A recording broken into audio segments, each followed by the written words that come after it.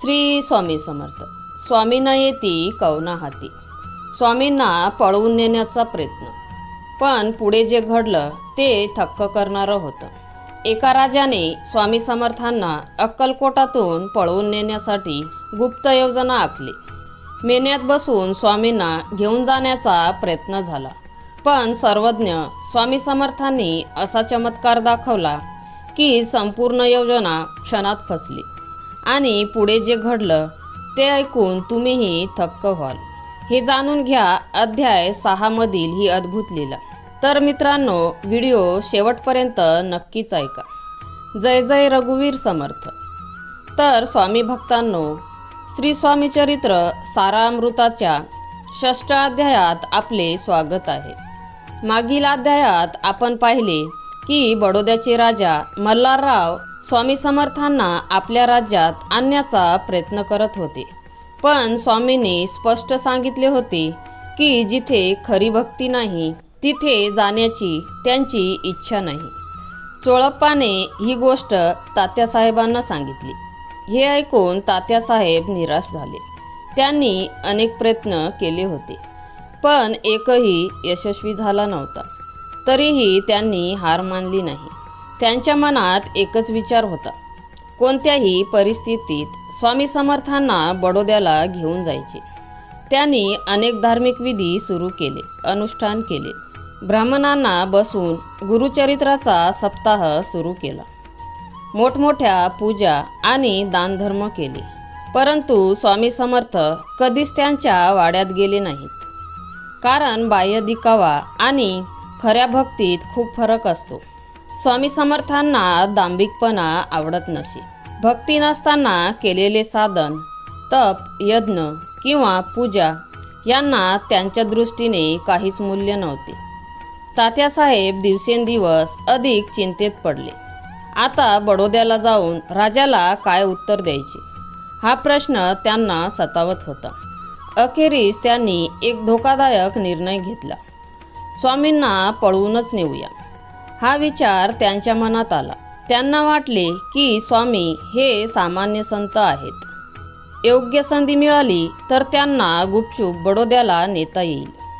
एके दिवशी योग्य वेळ साधून त्यांनी स्वामी समर्थांना मेन्यात बसवले आणि अक्कलकोटाबाहेर घेऊन जाऊ लागले.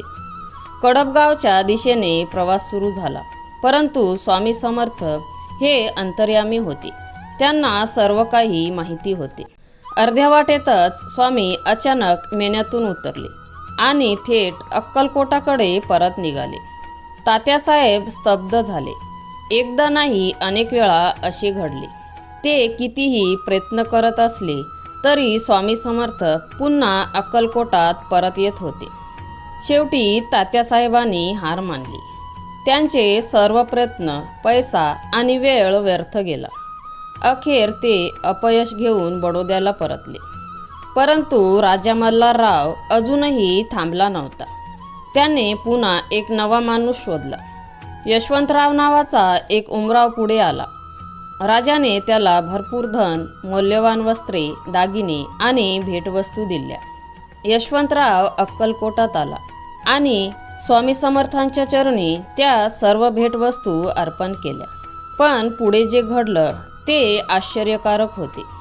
त्या वस्तू पाहता स्वामी समर्थांना प्रचंड क्रोध आला. त्यांनी मोठ्याने आदेश दिला, अरे बेड्या आणा आणि याच्या पायात ठोका. स्वामींचे शब्द ऐकून यशवंतराव घाबरून गेला. त्याचे हातपाय थरथर कापू लागले. त्याला काहीच समजत नव्हते. काही दिवसांनी अचानक बडोद्याहून त्याला बोलावणे आले. राजदरबारात एक गंभीर घटना घडली होती. मल्हाररावांवर विषप्रयोगाचा आरोप झाला होता. या प्रकरणात यशवंतरावालाही दोषी धरले गेले. त्याला अटक झाली. त्याच्या हातापायात खरोखरच बेड्या ठोकल्या गेल्या. तेव्हा सर्वांना स्वामी समर्थांच्या वचनाची प्रचिती आली. ज्या गोष्टींचा इशारा स्वामींनी आधीच दिला होता ती अक्षरशः खरी ठरली. भक्तांनो, या अध्यायातून आपल्याला एकच महत्त्वाचा संदेश मिळतो. स्वामी समर्थ हे केवळ संत नव्हते, तर सर्वज्ञ परमात्मा होते. भूत, वर्तमान आणि भविष्य त्यांना स्पष्ट दिसत होते. त्यांच्या कृपेने अशक्य गोष्टी शक्य होतात. पण जिथे अहंकार, कपट आणि स्वार्थ असतो तिथे त्यांची कृपा प्राप्त होत नाही. खरी भक्ती, निस्वार्थ प्रेम आणि पूर्ण शरणागती हाच स्वामी समर्थांच्या कृपेचा मार्ग आहे. चला आपणही मनापासून प्रार्थना करूया. स्वामी समर्थ महाराज, आमच्या जीवनातून अहंकार दूर करा आणि आपल्या चरणी अखंड भक्ती द्या. जय जय रघुवीर समर्थ.